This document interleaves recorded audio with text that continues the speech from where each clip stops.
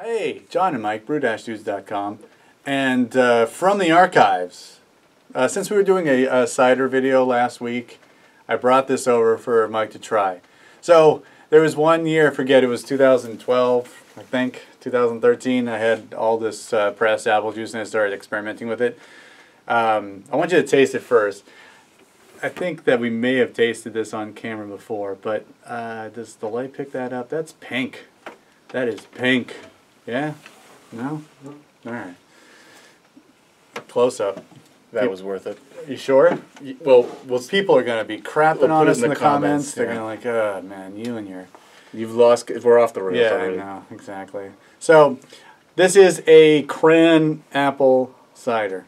So, I don't remember the proportions, but it's definitely pressed apple juice and then straight up cranberry juice, no sweeteners, just, you know, from the health store. Like no sweeteners at all, just all the tartness you can get from cranberry juice, and I put that in there and then fermented that. It's very spritzy, I can say that, but it's I wouldn't say it's super spritzy though. No? It looks that way. Okay. But yeah, I made this and then I just threw it in my basement and thought maybe after a few years we could talk about it. Well, here we are. Did we like it the first time? I don't think so. I think it was... It's just cider and cranberries.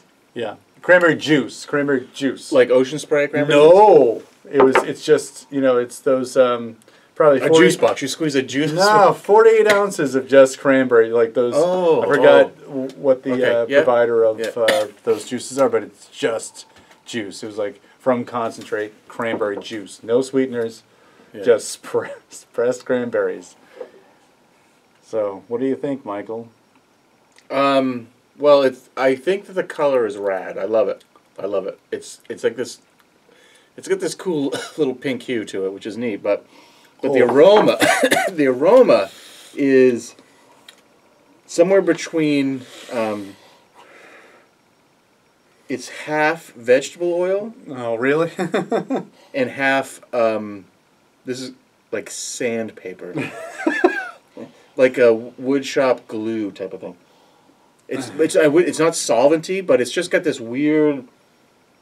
I thought you might like it because I just smell sour. Although I get a very, I mean, I can barely pick up a little bit of cranberry in the aroma, but it really has like this weird oil-like aroma. Really.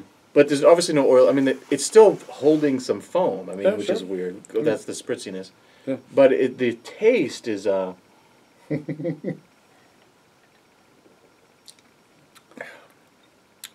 like the acidity level, but there is still that French fry thing, the vegetable oil thing in my mouth. Like it's not slick, but you just taste.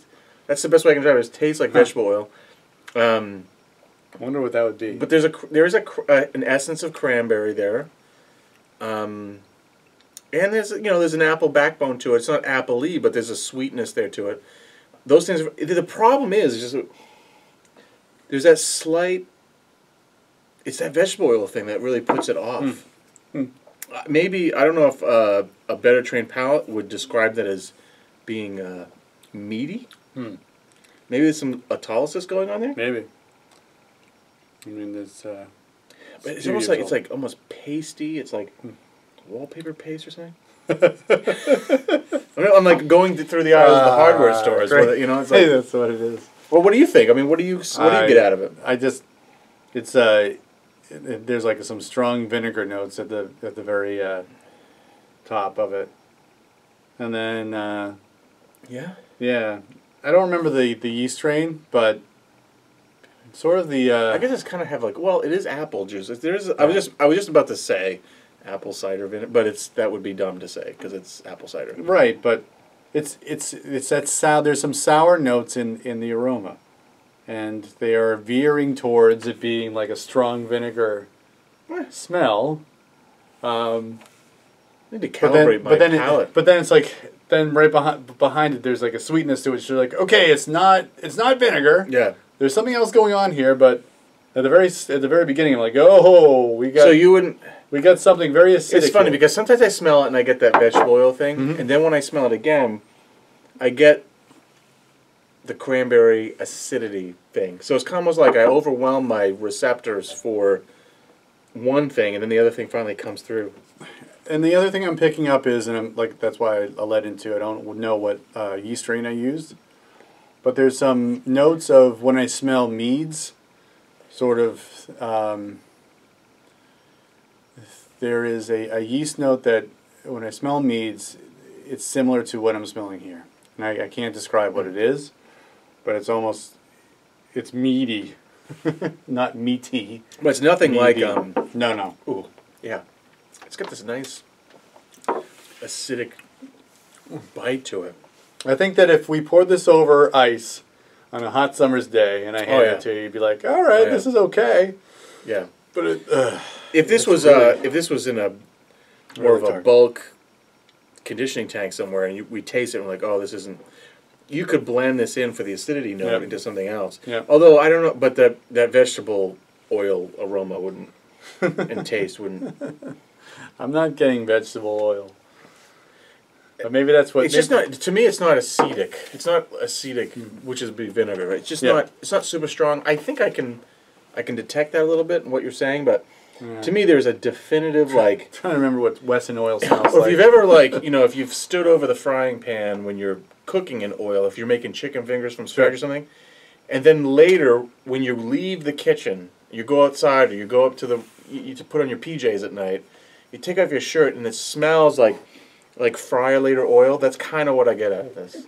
However, the rest of it isn't unpleasant. It's just that one flavor for me kind of... Yeah. Well, is this bad? Or do you classify this as bad? I wouldn't classify this. It's not horrendous.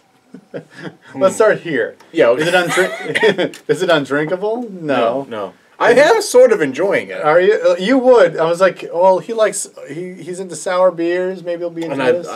I like making chicken fingers at home too. So. And smelling your shirts when you're getting ready for bed. So there you go. Well, yeah. Well, it tells me where I've been during the day. Okay, so if this is undrinkable and this is excellent, it's somewhere in this range. How about that? It's south of. It's south of south of this, which I guess would be the dividing point of bad and good. So I don't remember. So did we like this before? I don't know if we had a full discussion about it. I'll have to see if I can dig back in the archives and see if we... Look in the blog. I've written about it. There is a blog, too. Yes. Check out our blog at brew-dudes.com. There you go. Okay. It's not just videos on YouTube.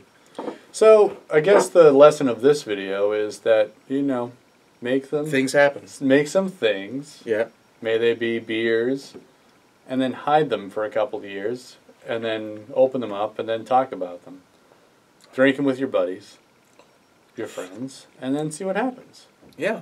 And say, gee, this is really a piece of crap. I'm glad we had this. It's a good way to test the palate, though, and just kind of taste something different. The more you taste stuff, the better you're going to work your palate, especially if you can taste with somebody and see what they're tasting. Because, to me, I'm saying vegetable oil, and he's not getting it. So it's obviously there's a divergence in our palates there. So sure. Divergence. A divergence. Okay, well, I think that's it. So... when you brew a lot, hide bottles on yourself. Yes. And then find them. Very important. And then check them out, because it's also a place where you can learn and improve your brewing craft. So, for John and Mike, brew-dudes.com, brew on. Cheers.